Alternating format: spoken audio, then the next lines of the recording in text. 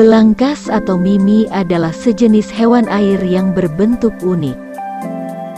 Tubuhnya lebar pipih dan berekor panjang seperti ikan pari, tapi mereka bukan ikan. Dalam bahasa Inggris hewan ini disebut horseshoe crab alias kepiting ladam karena bentuknya dianggap mirip ladam. Kamu mungkin belum pernah melihat belangkas secara langsung, atau bahkan baru kali ini mendengar namanya. Tapi kamu perlu tahu bahwa nyawa jutaan orang di seluruh dunia telah selamat berkat belangkas.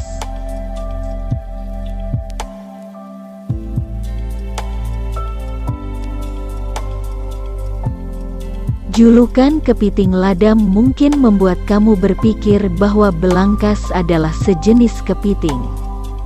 Tapi sebenarnya bukan, mereka tidak punya antena, maka tidak termasuk Cruetacea alias keluarga kepiting dan udang-udangan. Belangkas termasuk Chelicerata, yaitu sebuah subfilum yang juga mencakup Aracinda.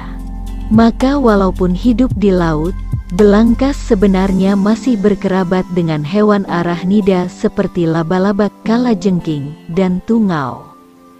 Tidak salah kalau belangkas disebut sebagai fosil hidup, bukan saja karena penampilan mereka yang primitif, tapi mereka punya leluhur yang hidup sejak 450 juta tahun lalu, bahkan sebelum dinosaurus hidup di bumi. Dan leluhur mereka itu ternyata punya penampilan yang gak jauh beda dengan belangkas modern. Keunikan lain belangkas adalah mereka punya banyak mata. Pertama, ada sepasang mata majemuk di bagian atas tubuhnya yang terutama berfungsi untuk mencari pasangan. Di belakangnya masing-masing ada satu mata lateral. Lalu ada sepasang mata median dan satu mata endoparietal di bagian depan tubuh mereka. Ada pula dua mata ventral di bagian bawah tubuh belangkas yang diperkirakan berfungsi untuk penunjuk arah saat berenang. Terakhir, bahkan ekornya bisa berfungsi sebagai reseptor cahaya.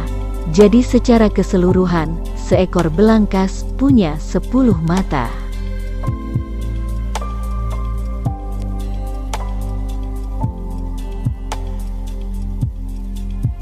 Belangkas punya banyak kaki, dan biasanya mereka bergerak dengan berjalan di dasar laut menggunakan kaki-kakinya itu.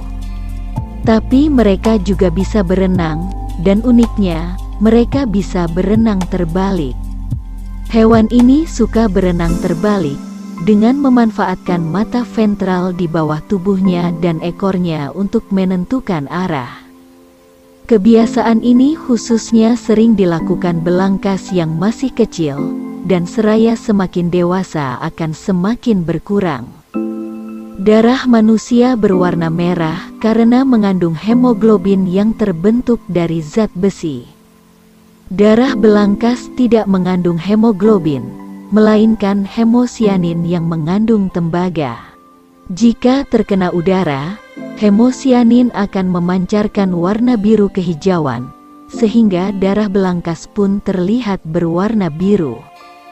Darahnya inilah yang membuat belangkas punya jasa besar bagi manusia. Pada tahun 1956 ditemukan bahwa darah belangkas mengandung sel khusus amebosit yang bisa mendeteksi adanya bakteri. Jika terpapar bakteri, amebosit ini akan mengeluarkan semacam lendir yang mengisolasi bakteri tersebut supaya tidak menyebar. Itu artinya darah belangkas bisa digunakan untuk mengetes steril atau tidaknya suatu komponen obat atau vaksin. Maka sejak 1970, FDA alias Badan Pengawas Obat dan Makanan Amerika Serikat mewajibkan segala macam obat dan vaksin yang diberikan melalui suntikan untuk terlebih dahulu dites menggunakan darah belangkas. Kebijakan serupa kemudian ditetapkan di negara-negara lain. Maka bayangkan sudah berapa juta orang di dunia ini yang terhindar dari infeksi atau bahkan kematian akibat suntikan tidak steril. Semuanya berkat darah belangkas.